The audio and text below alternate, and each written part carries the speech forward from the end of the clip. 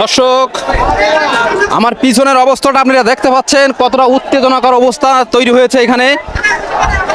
আমার পিছনে এপাশে পুলিশ আছে, বলা চলে অনেকটা জনস্রোত কিন্তু গল্লামারি থেকে ঠেকেছে 0 পয়েন্ট অবধি। চারিদিকে শুধু মানুষের ঢল, মানুষের অধিকারের যে কথা স্লোগানে সেগুলো উচ্চারিত হচ্ছে। আমার ভাই মরল কেন, পুলিশ তুমি জবাব দাও। আপনারা জানেন ছাত্র নিহতের ঘটনায় খসে ওঠা পুরোপুরি ছাত্র সমাজ। তার কিছু প্রতিচ্ছবি প্রতিফলন ইতিমধ্যে আমরা দেখছেন। খুলনা ভার্সিটির সামনে আমরা অবস্থান করছি। একেবারেই বলা চলে চরম উত্তেজনাকর পরিস্থিতি তৈরি হয়েছে এখানে। দর্শক, ছাত্ররা কিন্তু পুলিশের যে সাজোয়া যানটি আছে সেটি পিছিয়ে নেওয়ার জন্য কিন্তু অনুরোধ করছে।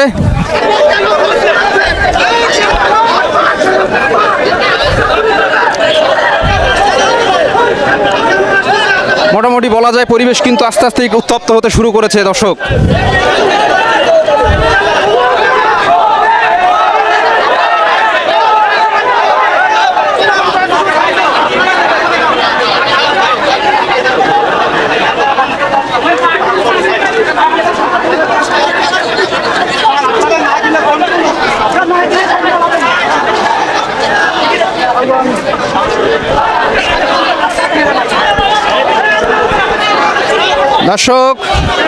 দর্শক এই পাশে একটু গাড়িটা দেখাবেন আপনি। ছাত্ররা কিন্তু এই গাড়িটা সরিয়ে পিছিয়ে নিয়ে যাওয়ার জন্য কিন্তু অনুরোধ করছে এবং এই গাড়িটার জন্য কিন্তু একটা উত্তেজনাকর পরিস্থিতি তৈরি হচ্ছে। ছাত্রের দাবি যে সাজোয়া যানটা এখানে রাখা যাবে না, গাড়িটা পিছিয়ে নিতে হবে, এইটাই হচ্ছে ওনাদের দাবি।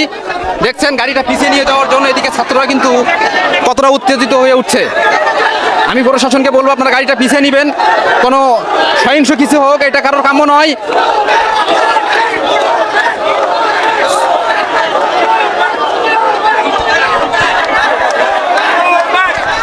দর্শক, ছাত্ররা কিন্তু বলছে গো ব্যাক, অর্থাৎ এই গাড়িটাকে পিছিয়ে নিয়ে যাওয়ার জন্য কিন্তু তারা বলছে।